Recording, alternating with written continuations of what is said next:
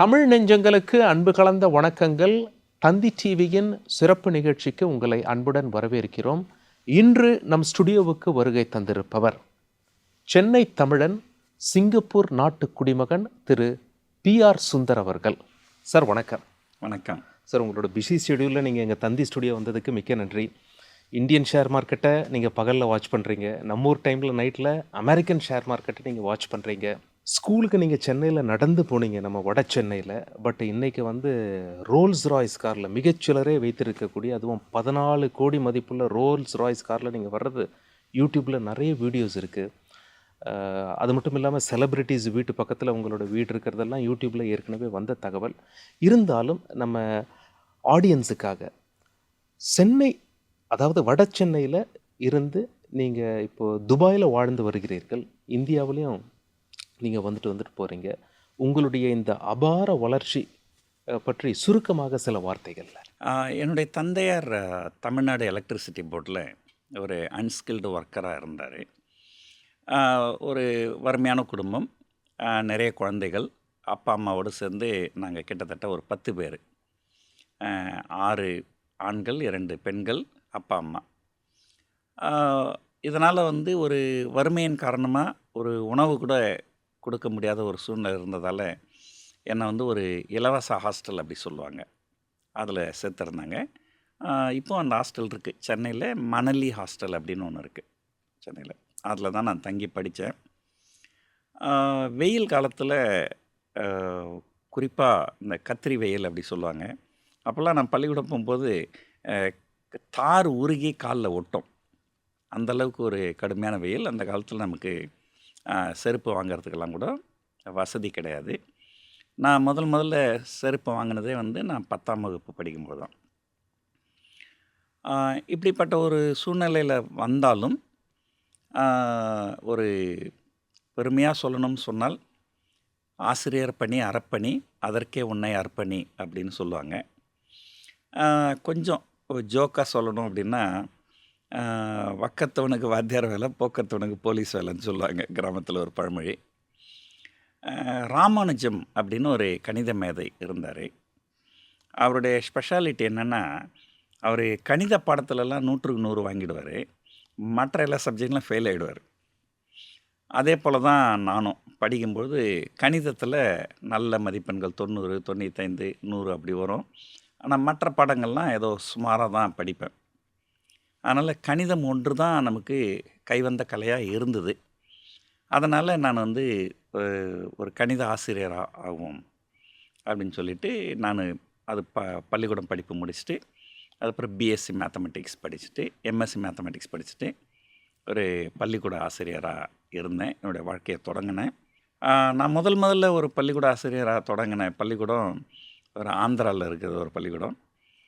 அந்த பள்ளிக்கூடத்தில் தான் இன்றைக்கு முதலமைச்சராக இருக்கின்ற, ஆந்திராவினுடைய முதலமைச்சராக இருக்கின்ற சந்திரபாபு நாயுடு, அவருடைய குடும்பங்கள்லாம் அங்கே தான் படிப்பாங்க. அவங்க குடும்பத்தை சேர்ந்த ஒரு பெண் என்னுடைய மாணவி. இதே சந்திரபாபு நாயுடு என்னை பார்க்குறதுக்கு ஒரு நாள் வந்திருக்கிறாரு, நான் அந்த பள்ளிக்கூடத்தில் ஆசிரியராக இருக்கும்போது. அப்போ என்னுடைய உலக அறிவுன்றது ரொம்ப குறைவாக தான் இருந்தது. அந்த பெண்ணுடைய பெயர் குமுதினி. ஒரு தடவை குமுதினியோடைய அப்பாவும் மாமாவும் உங்களை பார்க்க வந்திருக்கிறார்கள், வரலாமான்னு கேட்குறாங்க அப்படின்னு சொன்னாங்க. அப்புறம் வந்துட்டு போனாங்க. அதுக்கப்புறம் அதாவது இந்த இடத்துல சில விஷயங்கள் நம்ம சொல்லி ஆகணும். அந்த பெண் கணித பாடத்தில் கொஞ்சம் வீக்கு, நல்லா படிக்க மாட்டாங்க. ஆனால் அதனால தான் நான் சரி ஒரு வேளை ஏன் சரியாக படிக்கலை அப்படின்னு நம்மளை கேட்பாங்களோ அப்படின்னு நினச்சேன். ஆனால் அந்த பெண்ணுடைய படிப்பை பற்றி கடைசி வரைக்கும் அவங்க பேசவே இல்லை. பெண்ணுடைய குணநலன்கள், உங்களை நல்லா மதிக்கிறாங்களா இல்லையா, அந்த மாதிரியே கேட்டிருந்தாங்க. எனக்கு ரொம்ப ஆச்சரியமாக இருந்தது. அதுக்கப்புறம் அவங்க போனதுக்கப்புறம் என்னுடைய நண்பர் ஒருத்தர் என்கிட்ட கேட்டார், உங்களை பார்த்துட்டு போனாங்களா, அவங்க யார் தெரியுமா உங்களுக்கு அப்படின்னு கேட்டார். அது என்ன, குமுதினியோட அப்பாவும் மாமாவும் தானே அப்படின்னேன். அது குமுதினியோட அப்பாவும் மாமாவும் தான் சரி, ஆனால் அவருடைய மாமா ஆந்திராவினுடைய ஃபைனான்ஸ் மினிஸ்டர் அப்படின்னு சொன்னார். அப்போது NT ராமாராவ் சீஃப் மினிஸ்டராக இருந்தார், சந்திரபாபு நாயுடு ஃபைனான்ஸ் மினிஸ்டராக இருந்தார். ஸோ எதுக்காக இதை சொல்ல வரேன்னாக்கா, ஒரு நல்ல குடும்பத்திலேருந்து வரவங்க வந்து அவங்க வந்து ஒரு கல்வியை விட அதிகமாக எதுக்கு முக்கியத்துவம் கொடுப்பாங்கன்னா, அவங்களுடைய குணநலன்கள், வேல்யூஸ். ஸோ இன்றைக்கும் என்னுடைய வாழ்க்கையில் நான் இவ்வளவு மிகப்பெரிய வெற்றியாளராக இருக்கிறதுக்கு என்ன காரணம்? ஏன்னா என்கிட்ட இருக்கிற திறமை மற்றவங்க கிட்ட இல்லையானா, கண்டிப்பாக நிறைய பேர்கிட்ட அந்த திறமை இருக்குது. திறமை இருக்கிற எல்லாருமே முன்னுக்கு வந்துடுறதில்ல. முன்னுக்கு வர எல்லாருமே திறமையானவர்களும் இல்லை. அப்போது எது வந்து அவங்கள ஒரு வேறுபடுத்தி காமிக்குது அப்படின்னா, ஒரு அந்த உங்கள் வாழ்க்கையில் உங்களுக்கு இருக்கிற வேல்யூஸ். அந்த வேல்யூஸ் தான் வந்து உங்களை வந்து மிகப்பெரிய அளவுக்கு உங்களை கொண்டு போக முடியும். திறமை கண்டிப்பாக தேவை. திறமை ஓரளவுக்கு உங்களை மேலே கொண்டு போகும். ஆனால் அந்த வேல்யூஸ் வந்து உங்களை மிகப்பெரிய அளவுக்கு உங்களை மேலே கொண்டு போகும். ஸோ அந்த வகையில் அந்த குடும்பம் எனக்கு ரொம்ப பிடிச்ச குடும்பம். அவங்க அரசியல்லாம் வேறு, அரசியலுக்கு நமக்கு சம்மந்தம் கிடையாது. ஆனால் அவங்க குடும்பத்தில் அவங்க குழந்தைகளுக்கு வேல்யூஸ் வந்து அதிகமாக போதிச்சிருக்கிறாங்க. அதுக்கப்புறம் நான் ஆந்திராவிலேருந்து குஜராத்துக்கு வேலைக்கு போனேன். குஜராத் பற்றி சொல்லும்போது சொல்லுவாங்க, பொதுவாக ஒரு ஜோக்காக சொல்லுவாங்க, இந்திய பங்குச்சந்தையில் 195 ரூபா குஜராத்லேருந்து தான் வருது. அந்த மீதி 5 ரூபாய் எங்கேருந்து வருதுன்னா, மற்ற மாநிலங்களில் செட்டில் ஆகிருக்கிற குஜராத்திஸ் கிட்டேருந்து வருது அப்படின்னு சொல்லுவாங்க. அதாவது குஜராத்திஸ் அப்படின்னு சொன்னாலே அவங்க வந்து பங்குச்சந்தைக்கு பெயர் பெற்றவர்கள் அப்படின்னு சொல்லலாம். அப்போ நான் அங்கே போய் ஒரு ஆசிரியராக வேலை செய்யும்போது என்னுடைய நண்பர்கள் அங்கே நிறைய பேர் வந்து குஜராத்திஸு. அவங்க மூலமாக தான் நான் பங்குச்சந்தை பற்றி எனக்கு ஒரு அறிமுகம் கிடச்சிது. ஸோ அது வந்து பின்னால் வந்து பங்குச்சந்தையில் நான் நல்லா பர்ஃபார்ம் பண்ணுறதுக்கு அது ஒரு அடித்தளம் இட்டது பார்த்திங்கன்னா அந்த குஜராத் மண். அதாவது அதுக்கப்புறம் ஒரு பழமொழி சொல்லுவாங்க, திரைக்கடலொடியும் திரவியம் தேடு அப்படின்னு சொல்லுவாங்க. ஒரு மிக எளிமையான குடும்பம், மிக வறுமையான குடும்பத்திலேருந்து வந்ததுனால முதல் ஆசை நிறைய பணம் சம்பாதிக்கணும்.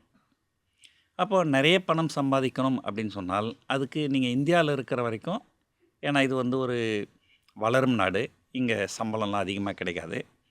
ஏதோ ஒரு வளர்ந்த நாட்டில் நீங்கள் போய் வேலை செஞ்சிங்கனால் உங்களுக்கு கூடுதலாக சம்பளம் கிடைக்கும். அப்படின்னு பார்த்திங்கன்னா ஆசியாவிலேயே பார்த்திங்கன்னா வளர்ந்த நாடுகள்னு பார்த்திங்கன்னா ஒன்று ஜப்பானு, இன்னொன்று சிங்கப்பூர். இது 2 தான் ஆசியாவிலேயே வளர்ந்த நாடுகள். ஜப்பான் வந்து அவ்வளோ லேஸில் போக முடியாது. ஏன்னா அங்கே வந்து மொழி பிரச்சனை. அங்கே ஜப்பானில் வந்து அங்கே ஜப்பானிய மொழி தான் பேசுவாங்க, ஆங்கிலம் பேச மாட்டாங்க. சிங்கப்பூர் வந்து ஆங்கிலம் பேசுவாங்க. கூடுதலாக சிங்கப்பூரில் வந்து தமிழ் வந்து ஒரு ஆட்சி மொழி, இட்ஸ் அன் அஃபிஷியல் லாங்குவேஜ். நம்ம தமிழர்களுக்கு ரொம்ப நெருக்கமாக இருக்கிற ஒரு நாடு. ஸோ அதனால் சிங்கப்பூரில் ஒரு வாய்ப்பு கிடைக்கும்போது சிங்கப்பூரில் நான் கணித ஆசிரியராக போயிருந்தேன். நான் ஒரு கிட்டத்தட்ட ஒரு 11 ஆண்டு காலம் நான் சிங்கப்பூரில் ஆசிரியராக இருந்துட்டு, பிற்பாடு ஏதோ ஒரு சில காரணங்களால் நான் திரும்ப இந்தியாவுக்கு வந்துட்டேன். ஸோ இந்தியாவுக்கு வந்துட்டு செகண்ட் கேரியர் அப்படின்னு சொல்லுவாங்க. ஒரு தொழிலில் நம்ம இருந்துட்டோம், கிட்டத்தட்ட ஒரு 15-20 வருஷமாக இருந்துட்டோம். அந்த துறை ஏதோ ஒரு காரணங்களால் அந்த துறை வேண்டாம், வேறு ஏதாவது ஒரு புது துறைக்குள்ளே நுழைவோம், செகண்ட் கேரியர் ஆப்ஷன் அப்படின்னு பார்க்கும்போது, அப்போ நேச்சுரலாக வந்து பங்குச்சந்தை எனக்கு ஒரு செகண்ட் ஆப்ஷனாக இருந்தது. அதனால தான் அதுக்கப்புறம் தான் நான் பங்குச்சந்தையில் நுழைஞ்சி, ஸோ இப்போது பங்குச்சந்தையில் நான் ஒரு பேர் சொல்லக்கூடிய அளவில் இருக்கிறேன். Okay sir. சார், இப்போ இந்த புத்தாண்டு பிறந்ததுமே அதிரடி சம்பவங்கள்லாம் உலகத்தில் நிறைய அரங்கேறி போச்சு. அதாவது வெனிசுவேலா நாட்டின் அதிபரை ட்ரம்ப் கடத்தி கொண்டு அமெரிக்கா கொண்டு வந்து சிறையில் வச்சுட்டாரு. வெனிசுவேலாவுடைய எண்ணெய் வளங்கள்லாம் இப்போ அமெரிக்கா கண்ட்ரோலில் வந்ததாக சொல்கிறாங்க. ஒரு பக்கம் கிரீன்லாண்டை வந்து டென்மார்க்கிட்டேருந்து எடுத்துருவேன் அப்படின்னு சொல்கிறாரு. சரி, ரஷ்யா உக்ரைன் போர் தான் முடியுமான்னு பார்த்தா அந்த போரும் முடிகிற மாதிரி தெரில. புட்டினுடைய வீட்டு மேலேயே தாக்குதல் நடத்தினதை சொல்லி மறுபடியும் ரஷ்யா தரப்புலேருந்து உக்ரைனில் தாக்குதல் நடத்துகிறாங்க. இப்படி இருக்கும் பட்சத்தில் மக்கள் மத்தியில் ஒரு சந்தேகம், தங்கத்தின் விலை என்னாகும், ஷேர் மார்க்கெட் என்னாகும் அப்படின்னு சொல்லி ஒவ்வொரு பாயிண்ட்டாக நம்ம பேசுவோம் சார். முதல்ல இப்போ தங்கம் வந்து 1 லட்சத்தை கடந்து போச்சு. எதனால் தங்கம் 1 லட்சத்தை கடக்க வேண்டி வந்தது? இனி தங்கத்தின் விலை அதிகரிக்குமா? தங்கத்தில் முதலீடு செய்வது தற்பொழுது சிறந்ததா இல்லையா? ஆ, முதல்லங்க இந்த தங்கத்தை பற்றி ஒரு வரலாற்றில் சுவையான சில விஷயங்கள் அதை சொல்லிடுறேன் நான். ஒரு காலத்தில் தங்கத்தை விட அதிகமான மதிப்பு அலுமினியத்துக்கு இருந்தது. அலுமினியம் டம்ளரில் தண்ணி குடிக்கிறதுன்றது வந்து அது ஒரு மிகப்பெரிய பெருமையாக சில அரசர்கள் நினச்சாங்க ஒரு காலத்தில். அதுக்கப்புறம் தங்கம் வந்து எல்லாருமே விரும்பக்கூடிய ஒரு பொருளாக இருக்குது. அது வந்து ஆங்கிலத்தில் ப்ரீஷியஸ் மெட்டல் அப்படின்னு சொல்லுவாங்க. இந்த தங்கத்தினுடைய விலை வந்து கிட்டத்தட்ட 500 ஆண்டு காலத்துக்கு அதனுடைய விலை ஏற்றமும் இல்லாமல் இறக்கமும் இல்லாமல் ஒரே விலையில் இருந்தது. அந்த விலையை நிர்ணயித்தது பிரிட்டிஷ் அரசாங்கம். ஸோ பிரிட்டிஷ் அரசாங்கம் தான் தங்கத்தினுடைய விலை நிர்ணயித்தாங்க. அது வந்து ஒரு ஒரு கிராமுக்கு 4.5 பவுண்டு ஏதோ அந்த மாதிரி ஒரு கணக்கு வரும். 500 ஆண்டு காலத்துக்கு அதனுடைய விலை மாறலை. ஏதோ நடுவில் ஒரு நெப்போலியன் வார் பீரியட் வந்தது. அந்த சமயத்தில் மட்டும் கொஞ்சம் ஏற்ற இறக்கம் இருந்தது. மற்றபடி 500 ஆண்டு காலமாக ஒரே விலையில் இருந்த இது தங்கம். இது வந்து அந்த நாட்டினுடைய கரன்சியில், அதாவது பிரிட்டிஷ் கரன்சியில் ஒரே விலையில் கிட்டத்தட்ட 500 ஆண்டு காலம் இருந்தது.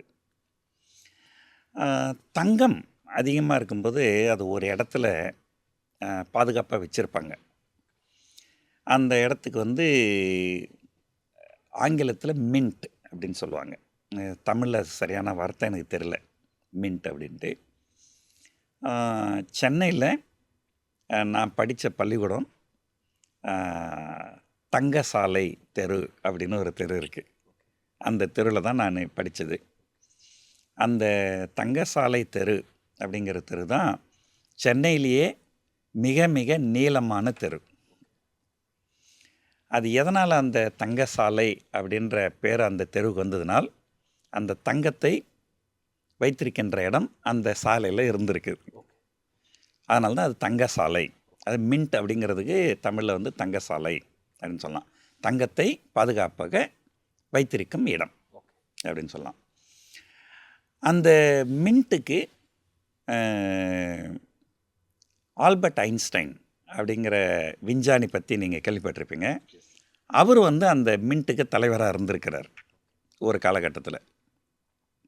இப்படி ஒரு 500 ஆண்டு காலமாக ஒரு ஏற்ற இறக்கம் இல்லாமல் இருந்த தங்கத்தை 1971ஆம் ஆண்டு தங்கத்தினுடைய விலையை சந்தைகளை நிர்ணயிக்கட்டும், நாம் நிர்ணயிக்க வேண்டாம் அப்படின்னு சொல்லிட்டு சந்தை நிர்ணயத்துக்கு அதை விட்டுட்டாங்க. அப்போ டிமாண்ட் அண்ட் சப்ளை அந்த மாதிரி இதுவாகிடும். அதுக்கப்புறம் 1971 அதை வந்து சந்தை மதிப்புக்காக விட்டுட்டாலுமே கிட்டத்தட்ட ஒரு 10 ஆண்டு காலத்துக்கு தங்கம் விலை ஏறலை. ஏறக்குறைய ஒரே அளவில் தான் இருந்தது. அதுக்கப்புறம் 1979-80 அந்த காலகட்டங்களில் ஈரான் அப்படின்னு ஒரு நாடு இருக்குது. இப்போ கூட அமெரிக்க அதிபர் வந்து ஈரான் மேலே போர் தொடுப்பேன் அப்படின்னு மிரட்டின்னு இருக்கிறார். அந்த நாடு வந்து ஒரு அரசருடைய ஆட்சியில் இருந்தது. அங்கே அயத்துல்லா கொமைனி அப்படின்னு ஒருத்தர் அந்த ஊரில் ஒரு புரட்சி பண்ணார். அந்த புரட்சி மிகப்பெரிய அளவில் சக்ஸஸ் ஆகிடுச்சு.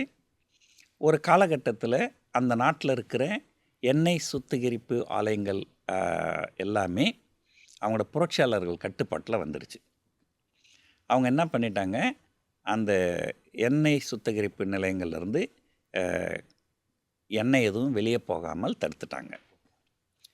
அது மட்டுமல்லாமல் அங்கே ஒரு செங்கடல் அப்படின்னு இருக்குது. அது வழியாக தான் வந்து மற்ற நாடுகளுமே வந்து கச்சா எண்ணெயெல்லாம் வந்து அனுப்புவாங்க கப்பலில். அதையெல்லாம் அவங்க தடுத்து நிறுத்திட்டாங்க.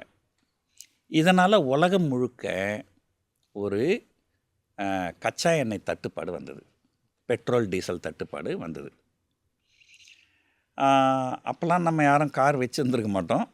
அப்போது வந்து ஒரு பெட்ரோல் டீசலுக்கு எல்லாமே ரேஷன் சிஸ்டம் கொண்டு வந்தாங்க அப்படின்னு பல நாடுகளில் நான் கேள்விப்பட்டிருக்கிறேன்.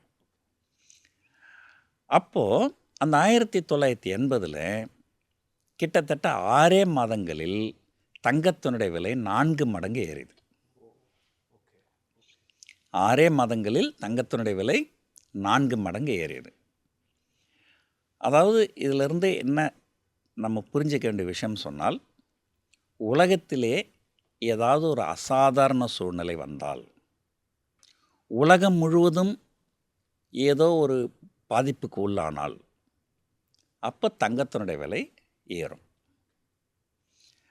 அந்த 1980 6 மாதங்களில் 4 மடங்கு ஏறிய தங்கம் விலை, அதுக்கு அடுத்து கிட்டத்தட்ட 27 ஆண்டுகளுக்கு ஏறவில்லை. ஆனால் நான் சொல்கிறது எல்லாமே அமெரிக்கன் டாலரில், இந்திய ரூபாயில் இல்லை.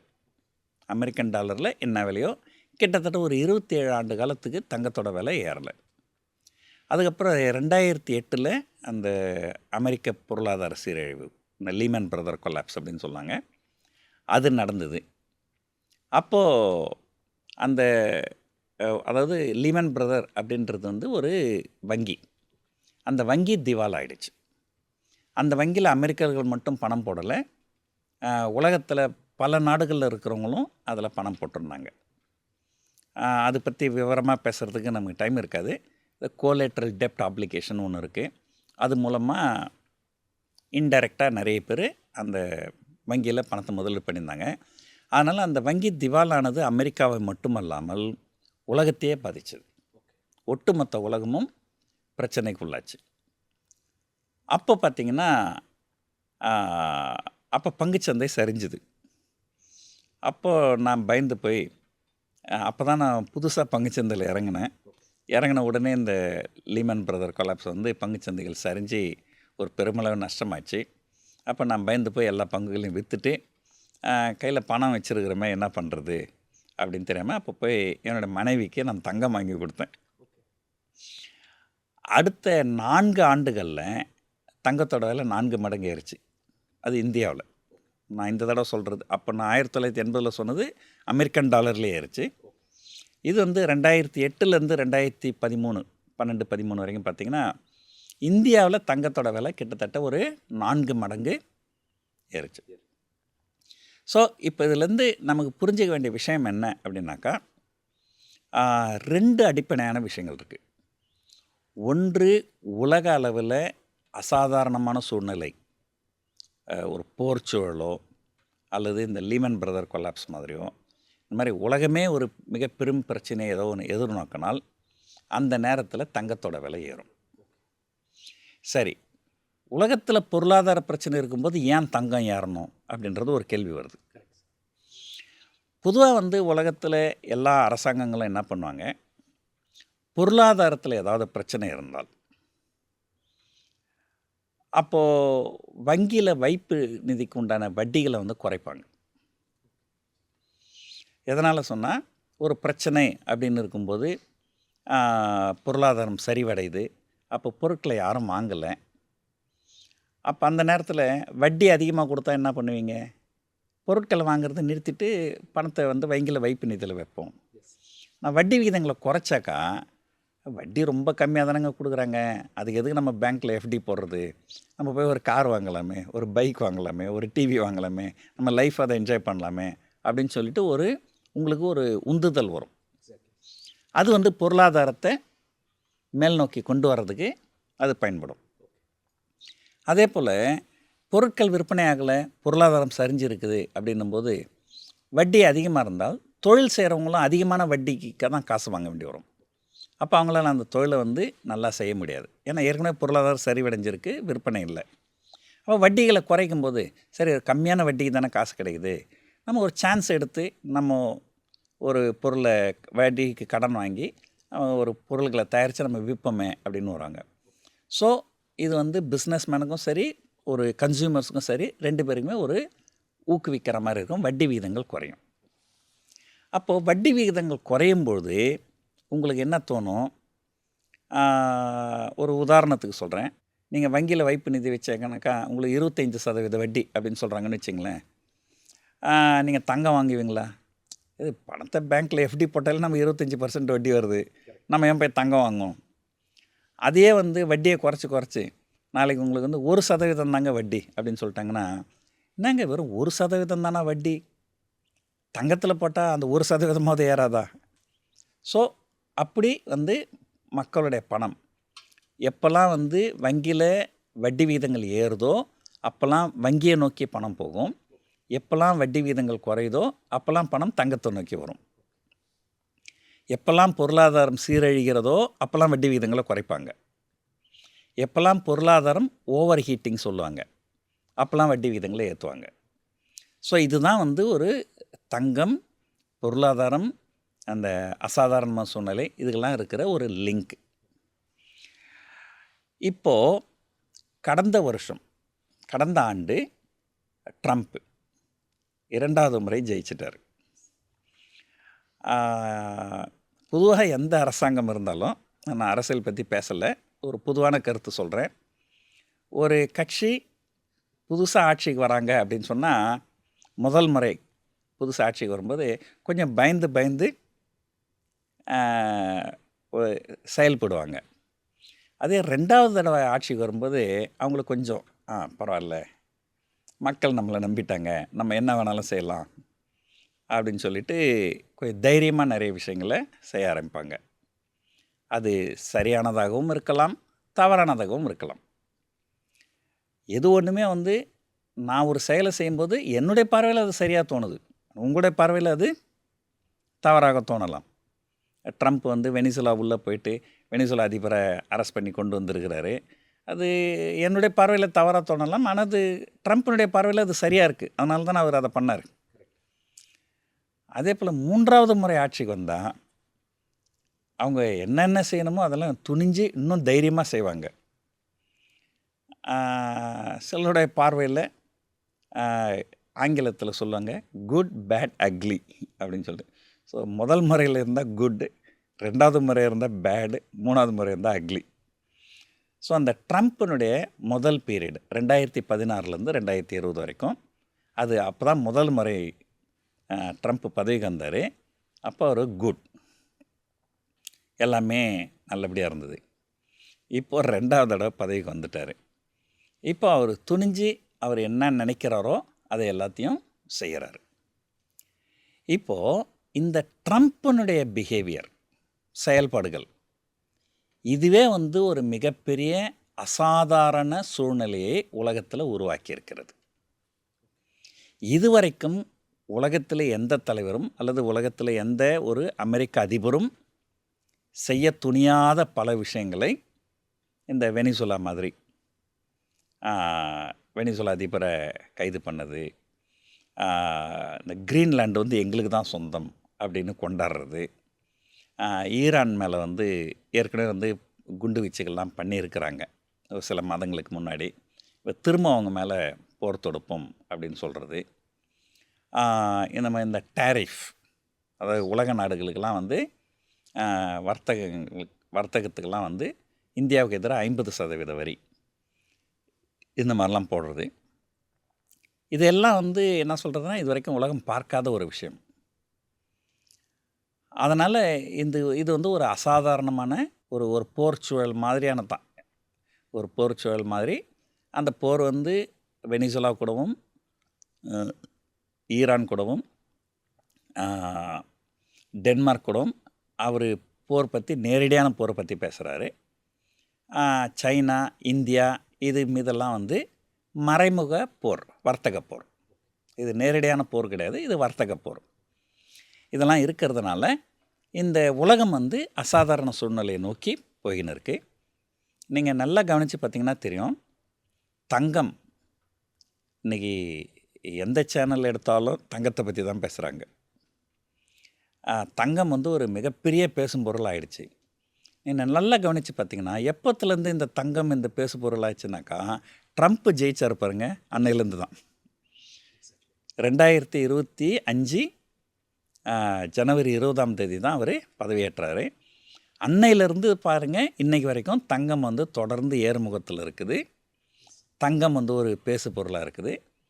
ஸோ இந்த தங்கம் அசாதாரண சூழ்நிலைகள்லாம் இருக்கும்போது தங்கத்தோட விலை ஏறும்னு சொன்னேன். அதுதான் கடந்த ஒரு வருஷமாக நடந்துன்னு இருக்குது. அடுத்த கேள்வி, அடுத்த ஒரு வருஷத்துக்கு எப்படி இருக்கும் அப்படின்றது தான் என்ன எல்லாரும் ஆவலாக எதிர்பார்க்குறாங்க. பங்குச்சந்தை பொறுத்த வரைக்கும் என்ன சொல்லுவாங்கன்னா, ஒரு காளை சந்தை, கரடி சந்தை, முயல் சந்தை அப்படி 3 சந்தைகள் இருக்குது. வேகமாக விலை ஏறும், அது வந்து காளை சந்தைன்னு சொல்லுவாங்க. வேகமாக விலை சரியும், அது வந்து கரடி சந்தைன்னு சொல்லுவாங்க. மூன்றாவது ஒரு சந்தை இருக்குது, அது பெருசாக மேலேயும் போகாது, பெருசாக கீழே வராது. ஒரு படி மேலே, ஒரு படி கீழே, ஒரு படி மேலே, ஒரு படி கீழே, எப்படியே ரொம்ப நாளைக்கு இருக்கும். அதுக்கு வந்து முயல் சந்தை அப்படின்னு சொல்லுவாங்க. ஸோ தங்கம் பொறுத்த வரைக்கும் இப்போ இருக்கிறது இது காளை சந்தை. ஏன்னா அது தொடர்ந்து ஏற்றத்தில் இருக்குது. இன்னும் எவ்வளோ ஏறும் அப்படிங்கிறது யாராலையும் அறுதிட்டு சொல்ல முடியாது. ஏன்னா இன்னும் எந்த அளவுக்கு அசாதாரண சூழ்நிலைகளை ட்ரம்ப்பு கொண்டு வருவார் அப்படிங்கிறதுக்கு ஒரு பதில் யார்கிட்டையும் இல்லை. அங்கே அந்த அன்சர்டனிட்டி, அசாதாரண சூழ்நிலை ஏற ஏற தங்கத்தோட விலை ஏறும். ஏதோ ஒரு காலகட்டத்தில் அவர் எல்லா ஆட்டத்தையும் ஆடி முடிச்சிட்டாருன்னா அதுக்கப்புறம் தங்கம் வந்து அந்த முயல் சந்தையை நோக்கி போகிறதுக்கு வாய்ப்புகள் நிறைய இருக்குது. ஏறக்குறைய என்ன செய்யணும்னு நினச்சாரோ அது எல்லாத்தையுமே ஆல்ரெடி செஞ்சிட்டாரு அப்படின்னு தான் தோணுது. அதனால் தங்கம் வந்து இப்போது it may not be at the peak, but it is somewhere near the peak அப்படிங்கிறது தான் என்னுடைய கருத்து. ஓகே, அப்போது தங்கத்தின் விலை ஏறுமா இறங்குமா அப்படின்னு சொல்லி தெரிஞ்சுக்கணுன்னா ட்ரம்ப் அவர்களுடைய நடவடிக்கை எப்படி இருக்குது? பரபரப்பாக இருக்கா, இல்லைன்னா ரொம்ப சாஃப்டாக டீல் பண்ணுறாரா? இதை வச்சு நம்ம கணிச்சிடலாம் இல்லை? ஆமாம், அதாவது அசாதாரண சூழ்நிலை எப்படி வந்தாலுமே தங்கத்தோட விலை ஏறும். ஆனால் இப்போதைக்கு அதை வந்து உருவாக்குகின்றது வந்து ட்ரம்ப் தான். ஒரு நாளைக்கு ஒரு வேளை சைனா வந்து தைவான் மேலே போர் தொடுத்தாலும் தங்கத்தோட விலை ஏறும். ஸோ எங்கே பிரச்சனைகள் இருந்தாலும் தங்கம் விலை ஏறும். ஆனால் இப்போதைக்கு கண்ணுக்கு தெரிஞ்சு இருக்கிற பிரச்சனை ட்ரம்ப் தான். பொதுமக்கள் இப்படிப்பட்ட ஒரு உலக சூழலில் தங்கத்தில் முதலீடு செய்யலாமா செய்யக்கூடாதா சார்? அதாவதுங்க 2023 பின்பகுதி, 2024 முன்பகுதி, அந்த இடைப்பட்ட காலத்தில் இந்திய பங்குச்சந்தைகள் அபரிதமாக மேலே போச்சு. 2023 செப்டம்பர் அக்டோபர்லேருந்து 2024 ஜூன் ஜூலை அந்த பீரியடில் பார்த்திங்கன்னா பங்குச்சந்தைகள் கிட்டத்தட்ட 40% ஏறிச்சு. ஒரே ஆண்டு கூட இல்லை, ஒரு 6-7 மாதத்திலே கிட்டத்தட்ட 40% ஏறிச்சு. நம்ம பங்குச்சந்தை அப்படின்னு நம்ம சொல்கிறது என்னென்னா அந்த சென்செக்ஸ் நிஃப்டி அதுதான் சொல்கிறோம். அதுவே வந்து அதிலே மிட் கேப் ஸ்மால் கேப்லாம் இருக்குது. அதெல்லாமே வந்து இன்னுமே கூடுதலாக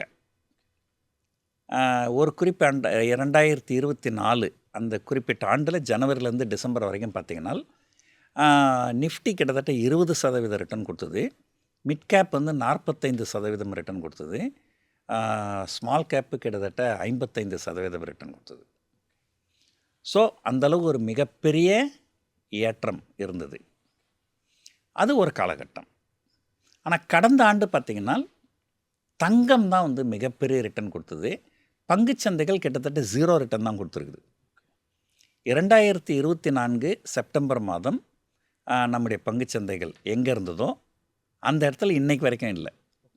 கிட்டத்தட்ட 15 மாதங்கள், கடந்த 15 மாதங்களாக பங்குச்சந்தைகள் 0 ரிட்டர்ன் அல்லது நெகட்டிவ் ரிட்டர்ன் கொடுத்துருக்கு. ஆனால் தங்கம் தெரியும் 60-70% ரிட்டர்ன் கொடுத்துருக்குது.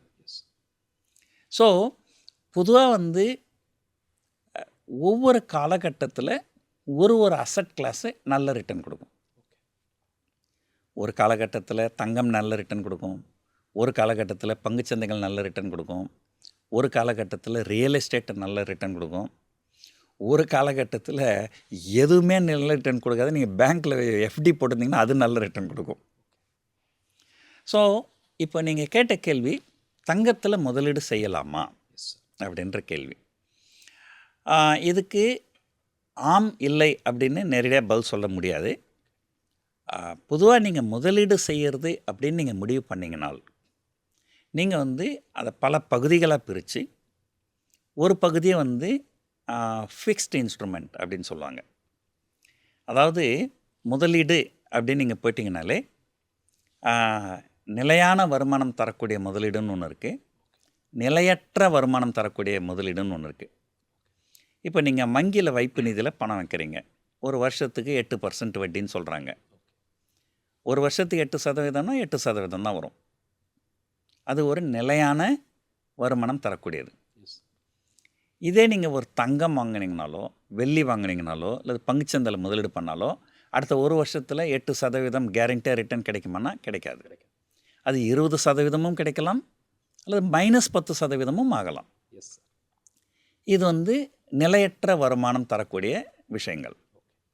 ஆங்கிலத்தில் வந்து நிலையான வருமானம் தரக்கூடியது வந்து டெப்ட் இன்ஸ்ட்ருமெண்ட் அப்படின்னு சொல்லுவாங்க. நிலையற்ற வருமானம் தரக்கூடியதை வந்து ஈக்விட்டி இன்வெஸ்ட்மெண்ட்னு சொல்லுவாங்க. So dept investment and equity investment அப்படின்னு சொல்லிட்டு. ஸோ முதலீட்டினுடைய பாலப்படமே என்ன அப்படின்னு சொன்னால், உங்களுடைய சேமிப்பில் ஒரு பகுதி டெப்ட்லேயும் ஒரு பகுதி ஈக்விட்டிலையும் இருக்கணும். ஒரு பகுதி நிலையான வருமானம் தரக்கூடியது, ஒரு பகுதி நிலையற்ற வருமானம் தரக்கூடியது. இது வந்து ஒன்று. இரண்டாவது,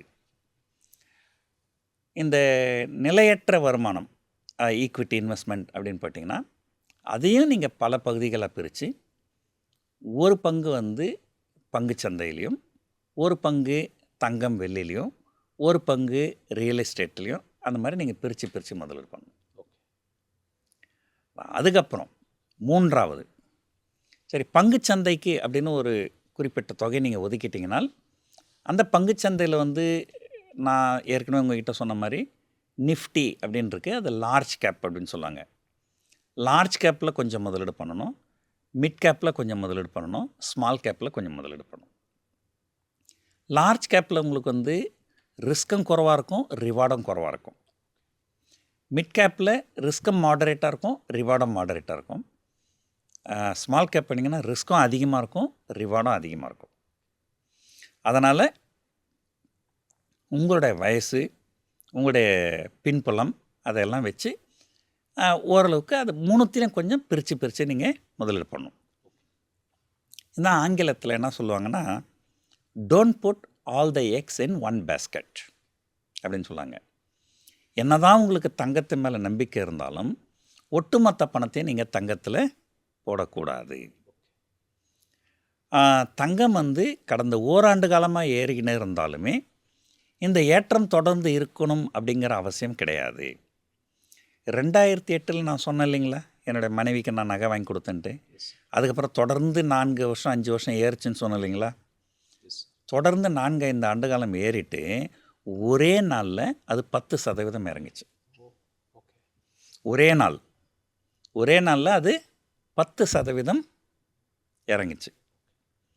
ஸோ இந்த ஈக்விட்டி இன்வெஸ்ட்மெண்ட் நிலையற்ற வருமானம் அப்படின்னு வரும்போதே இது வந்து ஒரு இந்த மாதிரி ஒரு ஷாக், திடீர்னு ஏதோ ஒரு விஷயம் நடக்குது.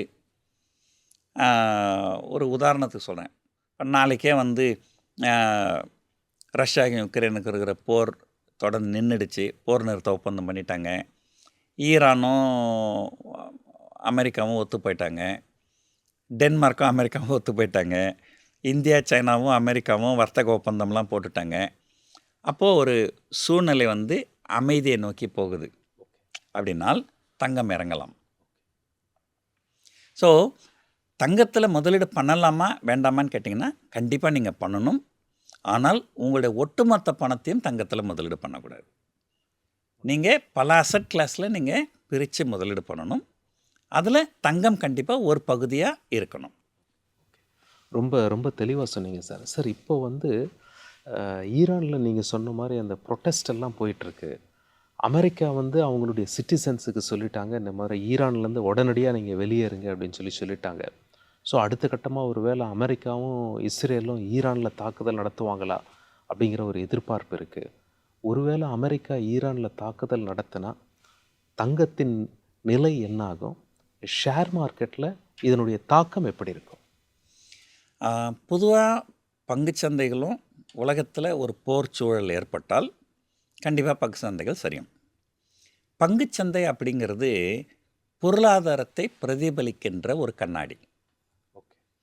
பொருளாதாரம் நல்லா இருந்தால் பங்குச்சந்தைகள் நல்லா இருக்கும், பொருளாதாரம் மோசமானால் பங்குச்சந்தைகள் மோசமாக இருக்கும். போர் அப்படின்னு வந்தாலே கண்டிப்பாக பொருளாதாரம் பாதிக்கப்படும்.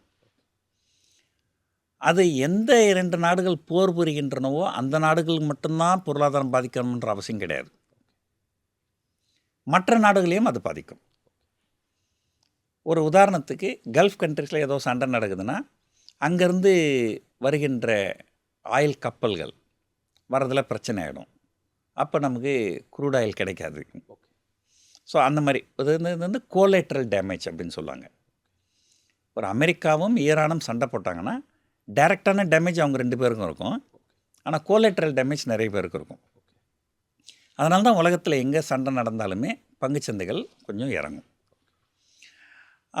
தங்கம் விலை ஏறும். ஸோ இது ஆனால் அதே நேரத்தில் ஒரு சண்டை அப்படின்னாக்கா ஒரு திருவள்ளுவர் திருக்குறள் ஒன்று இருக்குது. உங்களை விட வலிமையானவன்கிட்ட நீங்கள் சண்டை போடாதீங்க, போட்டிங்கன்னா கண்டிப்பாக தோற்றுருவீங்க. உங்களை விட எளிமையானவன்கிட்ட சண்டை போடாதீங்க, போட்டிங்கன்னா என்ன இப்போ சின்ன பையனாக கூட போய் சண்டை போடுறாரு இவர் அப்படின்னு ஏளனமாக பேசுவாங்க. ஸோ எப்படி பார்த்தாலும் யார்கிட்ட சண்டை போடாதீங்க அப்படிங்கிறது தான் அந்த திருக்குறளுடைய இது. அதே போல் ஒரு சண்டை ஒரு போர் அப்படின்னு வந்ததுனால் ஒரு வலிமையான நாட்டுக்கும் ஒரு எளிமையான நாட்டுக்கும் சண்டை நடந்தால் அந்த போர் வந்து ஒரு கூடிய சீக்கிரம் முடிவுக்கு வந்துடும். சரி தவறுன்றதெல்லாம் அப்பாற்பட்டது, ஆனால் அந்த போர் வந்து முடிவுக்கு வந்துடும் சீக்கிரம். 1991 அமெரிக்கா ஈராக் மேலே போர் தொடுத்தது. அப்போது நிறைய பேர் வந்து ஒரு சதாம் ஹுசைன் அவரை பற்றி புகழ்ச்சியாக பண்ணி அவர் ஒரு மிகப்பெரிய எதிர்ப்பெல்லாம் காமிப்பார் அப்படின்னாங்க. ஆனால் போர் தொடங்கின சில மணி நேரங்கள்லேயே அந்த ஈராக்கினுடைய வீரர்கள்லாம் சரணடைஞ்சிட்டாங்க. அந்த போர் வந்து ஒரே நாளில் முடிவுக்கு வந்துடுச்சு. அதே போல் வெனிசுலா யோசனை பண்ணி பாருங்கள், ஒரு அமெரிக்க அதிபர் அவருடைய படைகளை அனுப்புகிறாரு, அது இன்னொரு நாடு, அந்த நாட்டுக்குள்ளே போய் அந்த நாட்டினுடைய அதிபரை கைது பண்ணின்னு வராங்க. ஆனால் அவங்களுக்கு அங்கே எதிர்ப்பு இல்லை. ஒருவேளை அந்த இராணுவம் ஒரு இவங்க அளவுக்கு ஸ்ட்ராங்காக இருந்தால் எதிர்த்து போர் புரிஞ்சு இதனால் சில அமெரிக்கன் சோல்ஜர்ஸ் இறந்தாங்கன்னா அந்த சண்டை இன்னும் பெருசாகும். அப்போ சண்டை பெருசாகிச்சுனால் பிரச்சனைகள் பெருசாகும், பிரச்சனைகள் பெருசாச்சுன்னா பங்குச்சந்தைகள் இறங்கும், தங்கம் விலை ஏறும். இப்போதைக்கு நாம் என்ன அஷ்யூம் பண்ணிக்கிறோம் அப்படின்னு சொன்னால், அமெரிக்கா வந்து ஒரு பெரிய ஃபோர்ஸு, அவங்க ஈரான் கூட சண்டை போட்டாலுமே அந்த சண்டை வெகு நாட்களுக்கு நீடிக்காது. ஏதோ அந்த ஒரு நீஜர்க் ரியாக்ஷன் அப்படின்னு சொல்லுவாங்க. ஏதோ அந்த சண்டை ஆரம்பிக்கும்போது அன்றைக்கி ஒரு நாள் 2 நாள் பங்குச்சந்தைகள் ஒரு பெருமளவு சரியும். ஒரு உதாரணத்துக்கு பார்த்திங்கன்னா 2022 February 24 ரஷ்யா வந்து யுக்ரைன் மேலே போர் தொடுத்தது. Yes sir. அன்றைக்கி உலகம் முழுக்க பங்குச்சந்தைகள் இறங்கிச்சு. ஆனால் இப்போ அந்த சண்டை தொடர்ந்து நடக்குது, ஆனால் பங்குச்சந்தைகள் இறங்கலை. ஸோ ஏன்னா வந்து அந்த சண்டை நடந்தாலும் அந்த சண்டை வந்து ஒரு வேகமாக இல்லை, ஏதோ ஒரு கொரில்லா தாக்குதல் மாதிரி அப்பப்போ போய் சண்டை போட்டுக்கிறாங்க. ஒரு வீட்டில் ஒரு இளம் பெண், அந்த பெண்ணுக்கு திருமணம் பண்ணி வச்சாங்க. எங்கள் மாமியார் வீட்டுக்கு போயிட்டாங்க. ஒரு கொஞ்சம் 6 மாதம் கழிச்சு அம்மாவை பார்க்குறதுக்கு வந்தாங்க. வரும்போது கணவன், நாத்தனார், மாமியார் எல்லாம் ஏகப்பட்ட கம்ப்ளைண்ட் சொல்லியிருக்கிறான் அந்த பொண்ணு. அதை அவங்க அம்மா சொன்னாங்க, ஒரு 6 மாதம் பொறுத்துக்கோ, எல்லாம் சரியாக போயிடும் அப்படின்னாங்க. அப்போனா அந்த பெண்ணுக்கு ரொம்ப சந்தோஷம். ஏன்னா அப்போ 6 மாதத்தில் என்னுடைய கணவர், மாமியார், மாமனார் எல்லாம் திருந்திடுவாங்களானாக்கா, அவங்களாம் திருந்த மாட்டாங்க, உனக்கு பழகிடும்.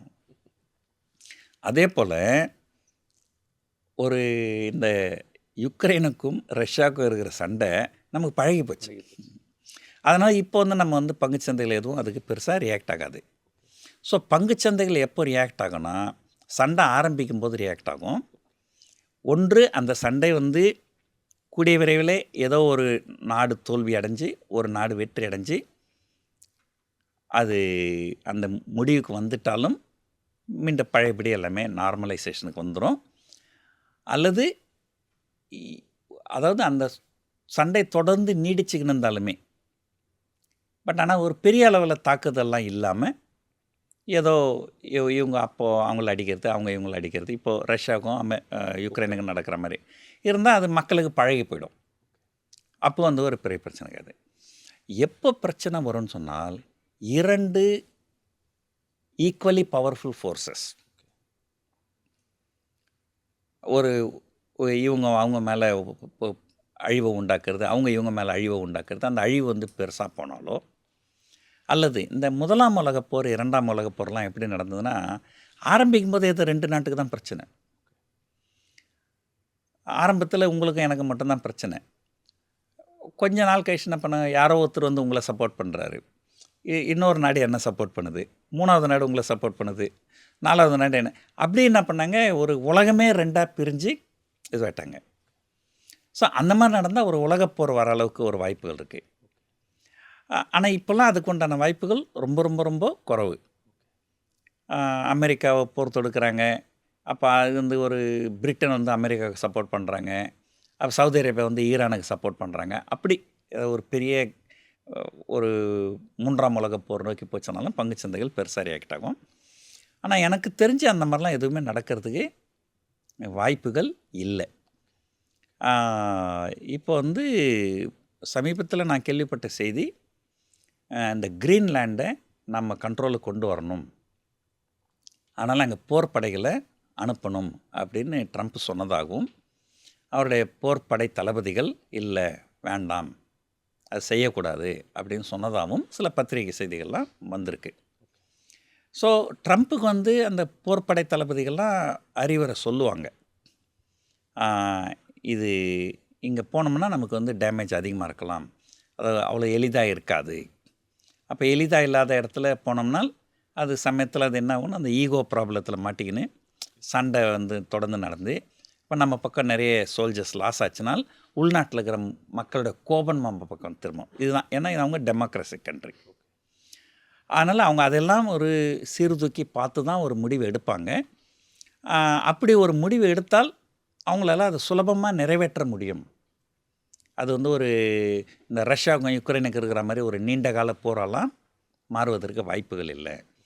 அதனால் இப்போதைக்கு அந்த போர் சூழல் பற்றி கவலைப்பட வேண்டிய அவசியம் கிடையாது. சார், இப்போது தங்கத்தில் ரொம்ப சீரியஸாக முதலீடு அப்படின்னு சொல்லி போகாமல், இப்போ சில பேரெல்லாம் வந்து பொண்ணுக்கு கல்யாணம் பண்ணணும், ஒரு வருஷத்துலேயோ அல்லது 2 வருஷத்தையோ கல்யாணத்தை வச்சுக்கிட்டு அன்னார்ந்து பார்க்குறாங்க, என்னடா இது முன்னாடியே வாங்கியிருக்கலாம் போல இருக்கே, தங்கத்தோட விலை ₹1,00,000 தாண்டி போயின்னு இருக்கு, இனியும் விட்டா இன்னும் அந்த கல்யாணத்துக்கிட்ட இன்னும் எவ்வளோ போய் நிற்குமோ, இப்போவே வாங்கலாமா அல்லது கொஞ்சம் வெயிட் பண்ணலாமா, ஒரு வருஷம் வெயிட் பண்ணலாமா அப்படிங்கிற ஒரு மனக்குழப்பத்தில் இருப்பாங்க. அது போன்ற தாய்மார்களுக்கும் தந்தைகளுக்கும் உங்களுடைய செய்தி என்ன? அதாவதுங்க, சொல்லுதல் யாருக்கும் எளிய அறியவாம் சொல்லிய வண்ணம் செயல்னு சொல்லுவாங்க. நான் இங்கே உட்காந்துன்னு சில விஷயங்களை ரொம்ப சுலபமாக சொல்லிடலாம், ப்ராக்டிக்கலாக எவ்வளோ தூரம் பாசிபிள் அப்படின்னு தெரியாது. இந்த தங்கத்தினுடைய விலை அதிகபட்சமாக ஏறி இருக்குது, இது வந்து ஒரு எட்டாக்கனியாக இருக்கின்றது நடுத்தர மக்களுக்கு. அப்படிங்கிறதுக்கு பெண் பிள்ளைகளை வச்சுங்கிறவங்களுக்கு மட்டுமா தெரியும், ஆண் பிள்ளைகளை வச்சுருக்கிறவங்களுக்கும் தெரியும் இல்லையா? ஸோ உங்களால் தங்கம் வாங்க முடியாவிட்டால் தங்கமே வேண்டாம் என்று சொல்கின்ற தங்கமான மாப்பிள்ளையாக நீங்கள் பாருங்கள். Very nice, fantastic. அப்படி தான் நம்ம செய்யணும். கண்டிப்பாக அந்த மாதிரி ஆண்களும் கண்டிப்பாக இருப்பாங்க.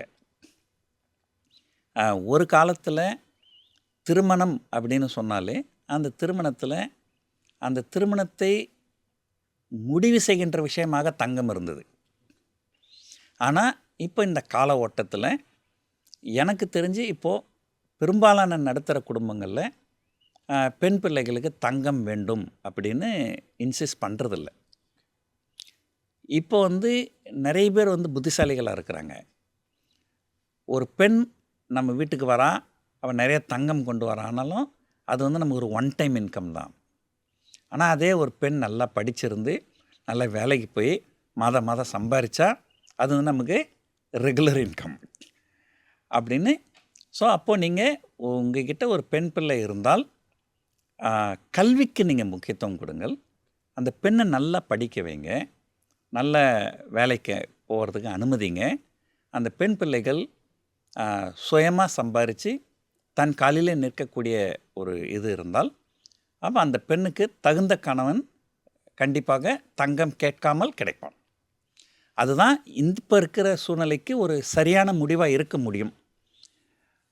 அதே நேரத்தில் இது எல்லா இதுலேயுமே எல்லா ஆண்களுமே நல்லவங்களாயிடுவாங்க அப்படின்னு சொல்லவும் முடியாது. அந்த மாதிரி இருக்கிறவங்க கொஞ்சம் தங்கத்தில் எப்போ முடிஞ்ச அளவுக்கு நீங்கள் அப்பப்போ வாங்கி தான் ஆகணும், வேறு வழி கிடையாது. சார், இப்போ ஷேர் மார்க்கெட்டில் ஆல்ரெடி ட்ரேடிங் பண்ணுறவங்களுக்கு அந்த ட்ரெண்ட்ஸு தெரிஞ்சிருக்கும்.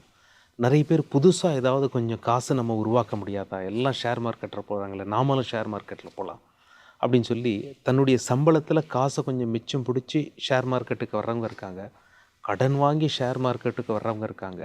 இந்த சாரருக்கு உங்களுடைய செய்தி என்ன? அப்படி செய்யலாமா? முதல் விஷயங்க, முதலீடு அப்படின்னு சொன்னால் என்ன? உங்ககிட்ட இருக்கிற சேமிப்பை மட்டும்தான் நீங்கள் முதலீடு பண்ணணும். கடன் வாங்கி முதலீடு பண்ணக்கூடாது. இப்போது ஒரு உதாரணத்துக்கு சொல்கிறேன். கடன் வாங்குறீங்க. எங்கேருந்து கடன் வாங்குறீங்க? வங்கியிலேருந்து வாங்குறீங்கன்னு வச்சுப்போம். வங்கியிலேருந்து கடன் வாங்கி நீங்கள் பங்குச்சந்தையில் முதலீடு பண்ணி லாபம் அதிகமாக சம்பாதிப்பீங்க. அதுக்கு உங்களுக்கு எதுக்கு அந்த வங்கி கடன் கொடுக்கணும்? அவங்களே பங்குச்சந்தையில் முதலீடு பண்ணிடலாம் இல்லையா? கரெக்ட். ஸோ என்னென்னா வங்கிகள் அவங்க ரிஸ்க் எடுக்க விரும்பலை, அதனால தான் உங்களுக்கு கடன் கொடுக்குறாங்க. நீங்கள் கடன் வாங்கி முதலீடு பண்ணி ஒருவேளை அது நஷ்டம் ஏற்பட்டால், நஷ்டம் கூட ஏற்பட வேண்டாம், லாபம் இல்லாமல் இருக்கிற பட்சத்தில் நீங்கள் வட்டி கட்டணும். அதாவது பொதுவாக நான் சொல்லுவேன், நம்மளை ஒரு நாய் துரத்திக்கினே இருக்குது. அப்போ நம்ம ஒரு நாய் நம்மளை துரத்திக்கினே இருக்கும்போது நாம் ஓடிக்கினே இருக்கணும். எவ்வளோ வேகமாக ஓடணும்னா அந்த நாயை விட வேகமாக ஓடணும், இல்லைன்னா நாய் நம்மளை கடிச்சிடும். அதே போல் தான் நம்மளோட முதலீடு அப்படின்னு நீங்கள் வந்தீங்கன்னால், நம்மளை இன்ஃப்ளேஷன் அப்படிங்கிற ஒரு நாய் துரத்திக்கினே இருக்குது. விலைவாசி ஏற்றம் அப்படிங்கிற ஒரு நாய் நம்மளை துரத்திக்கினே இருக்குது. ஸோ நம்ம அந்த விலைவாசி ஏற்றம், அந்த இன்ஃப்ளேஷன் எவ்வளோ இருக்கும், அதை விட அதிகமான லாபத்தை நம்ம சம்பாதிக்கணும். சம்பாதிச்சா மட்டும்தான் அது சிறந்த முதலீடு. அப்படி இல்லைன்னு சொன்னால் அது சிறந்த முதலீடு கிடையாது.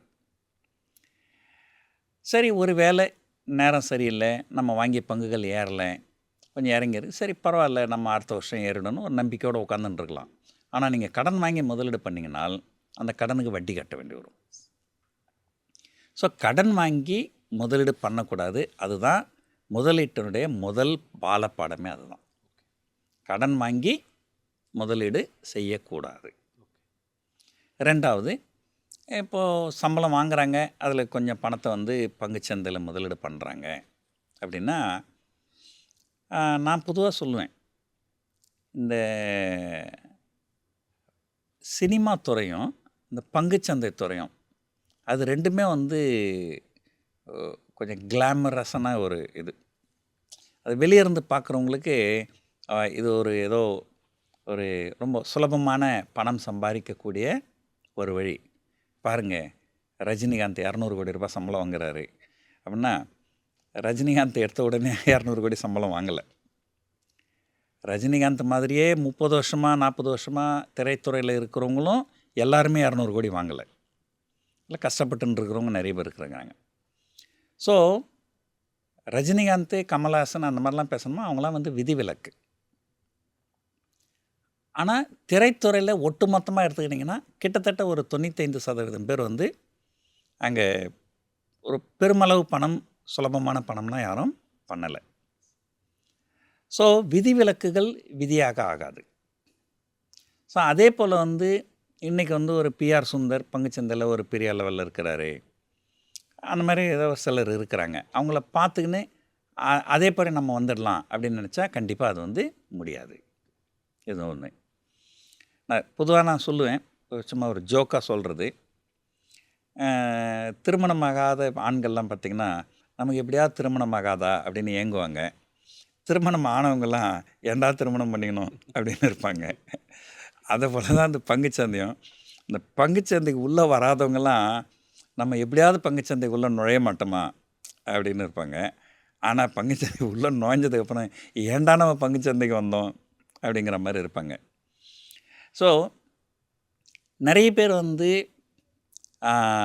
இங்கே வந்தால் இந்த ரொம்ப சுலபமாக பணம் வந்துடும் அப்படின்னு நினைக்கிறாங்க. Stock market is the place where it is very hard to make easy money. This is the hardest place to make easy money. இது ஏன் ஈஸி மணின்னு சொல்கிறாங்கன்னா, நீங்கள் வந்து ஒரு பணத்தை முதலீடு பண்ணுறீங்க, ஆன்லைனில் போகிறீங்க, கம்ப்யூட்டரில் பட்டன் தட்டுறீங்க, ஷேர் வந்துடுது. நீங்கள் ஒரு ஏதோ ஒரு ரியலாக ஒரு பிஸ்னஸ் பண்ணால் அதில் மிஷினரி இருக்கும், அதை ஆப்ரேட் பண்ணணும், கரண்ட் வரணும், கரண்ட் இது ஒரு கடுமையான இதெல்லாம் இருக்கும். இது ரொம்ப ஈஸி. ஆனால் but this is the hardest place to make easy money. அதனால் நான் என்னுடைய அறிவுரை என்னென்னா, உங்கள்கிட்ட ஒரு சேமிப்பு இருக்குது, அந்த சேமிப்பை பங்குச்சந்தையில் முதலீடு பண்ணுறீங்களா பண்ணுங்க. ஆனால் அதீதமான எதிர்பார்ப்போடு இங்கே வராதிங்க. ஏதோ நம்ம வங்கியில் வைப்பு நிதியில் வச்சோம்னா ஒரு 7-8% வட்டி கிடைக்குதா, இங்கே நமக்கு 10% 15% வருதா, சந்தோஷம், அந்த எண்ணத்தோடு. ஆனால் இங்கே வர எல்லாருமே நான் பொதுவாக சொல்லுவேங்க, ஒரு செபியனுடைய அறிக்கை என்ன சொல்லுதுன்னா, பங்குச்சந்தையில் கிட்டத்தட்ட 99% பேர் லாபம் அடைவதில்லை, 99% பேர் லாபம் அடைவதில்லை அப்படின்னு சொல்கிறாங்க. பங்குச்சந்தையில் என்னென்ன செய்கிறாங்களோ அத்தனையுமே தவறு அப்படின்னு நான் சொல்லுவேன். இப்போ நீங்கள் சொல்லுங்கள், பங்குச்சந்தையில் என்னென்ன செய்கிறாங்கன்னு சொல்லுங்கள், நான் சொல்கிறேன் எப்படி தப்புன்னு சொல்லிட்டு. முதல் கேள்வி, ஒரு சூதாட்ட விடுதி இருக்குது, ஹார்ஸ் ரேசிங் இருக்குது, சூதாட்ட விடுதி இருக்குது. அதெல்லாம் எதுக்காக படைக்கப்பட்டதுன்னா, சரி அது யாரோ ஒருத்தருக்கு வந்து ஒரு பெரும் பணக்காரராக இருக்கிறாரு, அவருக்கு வந்து ரொம்ப ஸ்ட்ரெஸ் இருக்குது, ஸ்ட்ரெஸ் ரிலீஸிங்காக ஏதோ போகிறாரு, ஏதோ ஒரு விளையாடுறாரு, ஒரு சூதாடுறாரு. அது பணம் போனால் அதை பற்றி பெருசாக கவலை இல்லைன்னா ஒரு பெரும் பணக்காரர். கரெக்டுங்களா? எஸ். ஸோ அது வந்து அவங்களுக்கு ஒரு பொழுதுபோக்கு, அவங்களுக்கு ஒரு மென்டல் ஸ்ட்ரெஸ் ரிலீஸ். அது போகிறாங்க, கொஞ்சம் பணம் வீணாக தான் போகும், அதை பற்றி அவங்க கவலைப்படுறதில்ல. ஆனால் இதே ஒரு ஏழை, அவனுடைய வருமானமே ஒரு நாளைக்கு 1000 ரூபாய் தான் வருது, அந்த 1000 ரூபாய் தினமும் அவன் எடுத்துன்னு போயிட்டு சூதாட்டத்துக்கு போனான்னாக்கா அது ஏற்றுக்கொள்ளக்கூடியதா? இல்லை. ஒரு உதாரணத்துக்கு நம்ம வந்து மதுபானங்கள் எடுத்துப்போம். நம்ம புராணத்திலே வந்து இந்திரர்கள்லாம் சோமபானம் குடித்தாங்க அப்படின்ற இருக்குது. ஸோ அது இதிகாச காலத்திலிருந்தே வந்து இந்த மதுபானம் அப்படின்றது இருக்குது, அதான் அப்படி வருது. அது மதுபானங்கள் சரியா தவறா அப்படின்னு கேட்டிங்கன்னா, எதுவுமே சரி தவறுன்றது கிடையாது, அது பார்க்குறவங்களுடைய பார்வை தான். ஒரு வசதியாக இருக்கிறவங்க, அவங்க ஏதோ ஒரு கடுமையாக வேலை செய்கிறாங்க, அவங்களால ஏதோ கொஞ்சம் ஒரு மதுபானம் குடித்தா அவங்க நிம்மதியாக தூங்க முடியும், இல்லைனா தூக்கம் வராது அப்படின்னு குடிக்கிறாங்க. அதுக்கு உண்டான வசதி அவங்கக்கிட்ட இருக்குது. அதனால் ஒரு மருத்துவ விளைவுகள் ஏற்பட்டால் அந்த மருத்துவம் பார்க்குற அளவுக்கு கையில் காசு நிறைய இருக்குது, அவங்க செஞ்சால் தப்பு இல்லை. ஆனால் ஒரு நாளைக்கு 1000 ரூபாய் தான் ஒருத்தர் சம்பாதிக்கிறாரு, அவர் அதில் போய் ஒரு 500 ரூபாய் வந்து குடிக்கிறதுக்கு செலவு பண்ணுறாருன்னா அது தவறு. ஸோ என்ன சொல்ல வரேன்னா, பங்குச்சந்தை பொறுத்த வரைக்கும் யார் யாரெல்லாம் இங்கே இருக்கக்கூடாதோ அவங்களாம் இங்கே இருக்கிறாங்க, யார் யாரெல்லாம் இங்கே இருக்கணுமோ அவங்க யாரும் இங்கே இருக்கிறதில்ல. அது என்னென்னா, those who can afford to take the risk, they don't take the risk. Those who cannot afford to take the risk, they take the risk. So ஒரு பெரும் செல்வந்தர் இருக்கிறாரு, அவருக்கு கிட்டக்க நிறைய பணம் இருக்குது, அவர் பங்குச்சந்தைக்கு வராரு. அது பங்குச்சந்தை கொஞ்சம் ஏற்றம் இறக்கம் இருந்தாலும் அதனால் அவருக்கு ஒன்றும் பெருசாக இருக்குது, அவர் நிறைய மற்ற சோர்ஸஸ் ஆஃப் இன்கம் இருக்குது, அவர் லைஃப் நல்லாயிருக்கும். அதை விட்டுட்டு யாரோ ஒருத்தர் நம்ம பங்குச்சந்தையில் போனால் பெரிய ஆளாகலாம் அப்படின்னு போய் கடனை வாங்கி வந்து பங்குச்சந்தையில் முதலீடு பண்ணாங்கன்னு வச்சுங்க, அவங்க பிரச்சனைக்கு ஆளாயிடுறாங்க.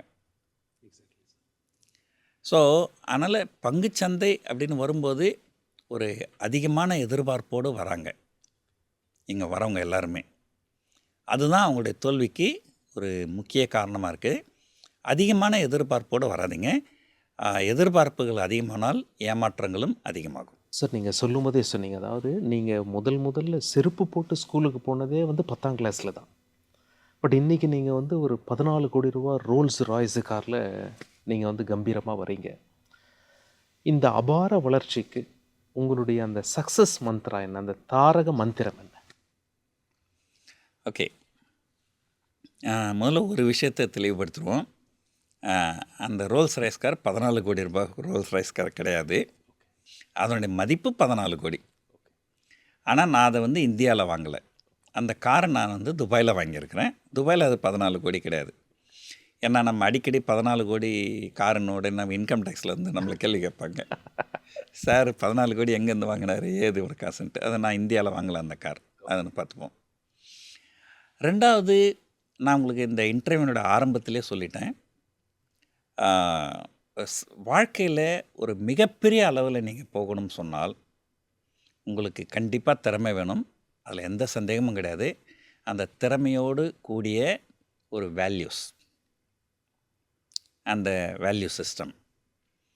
யாரோ ஒரு நல்ல மனிதர் எனக்கு ஒரு வேளை சோறு போட்டதுனால தான் நான் இன்றைக்கி இந்த நிலையில் இருக்கிறேன்.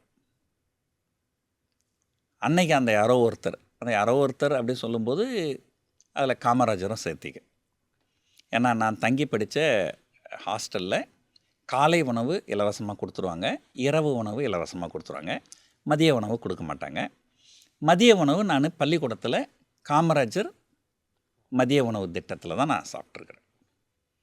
ஸோ யாரோ ஒரு நல்ல மனிதர் அவர் இலவசமாக எனக்கு உணவு அளித்ததுனால தான் இன்றைக்கி என்னால் இந்த அளவுக்கு ஒரு மேலே வந்திருக்க முடியுது. இல்லைன்னா ஏதோ ஒரு இடத்துல ஏதோ ஒரு அன்ஸ்கில்டு லேபராக இருந்திருப்போம், என்னுடைய தந்தையார் மாதிரி. அப்போது அதெல்லாம் வந்து ஒரு என்ன சொல்கிறது, அதெல்லாம் தான் எனக்கு வந்து சரி, இப்போ நாம் மேலே வரும்போது நாம் வந்து நிறைய பேருக்கு செய்யணும்.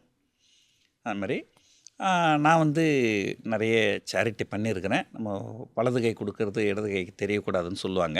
இருந்தாலும் இந்த இடத்துல சொல்லணுன்றதுக்காக சொல்கிறேன்.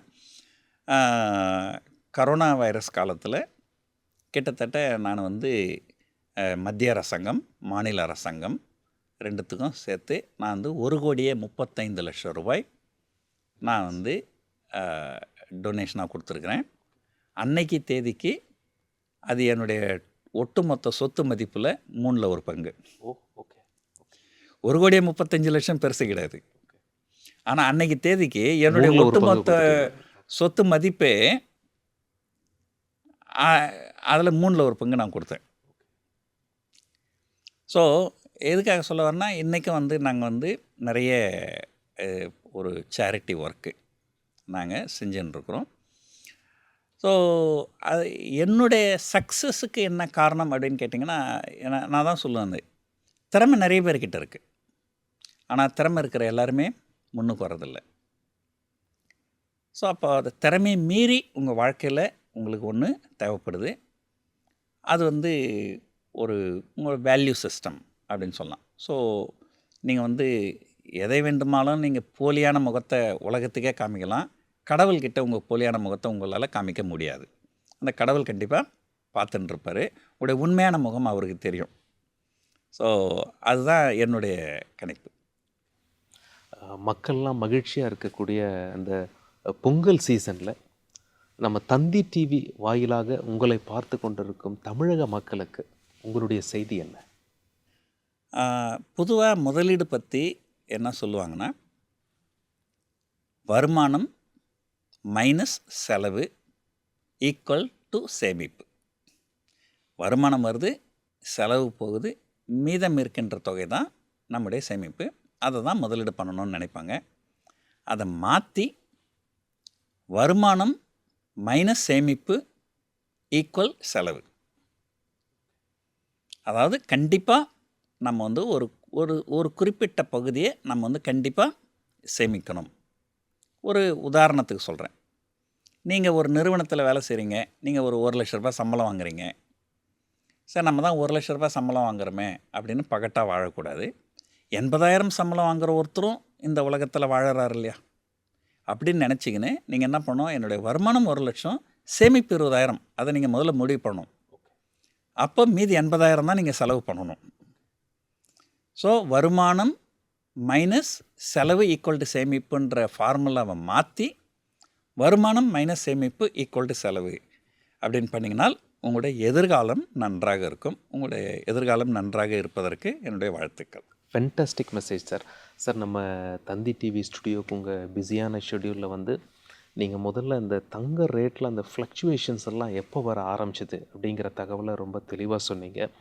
அதே போல் தங்க ரேட்டு ஏறுமா இறங்குமா என்பதை இந்த காலத்தில் உள்ள சூழலில் அமெரிக்க அதிபர் ட்ரம்ப் அவர்களுடைய நடவடிக்கையை கூர்ந்து கவனித்தாலே நமக்கு அதிலிருந்து ஒரு க்ளூ கிடைக்க வாய்ப்பு இருக்குது. அது மட்டும் இல்லாமல் உலகத்தில் எங்கு போர் நடந்தாலும் அந்த போருடைய தீவிரத்தை பொறுத்து இந்த தாக்கம் இருக்கும் அப்படின்னு சொல்லிங்க. சாதாரணமாக இப்போ உக்ரைன் ரஷ்யா போர் 4 ஆண்டு காலமாக நடக்குது. ஆனால் பொறுமையாக அங்கே போர் செய்து கொண்டிருப்பதால் ஆரம்பத்தில் இருந்த தாக்கம் இல்லை அப்படிங்கிறத ரொம்ப தெளிவாக சொன்னீங்க.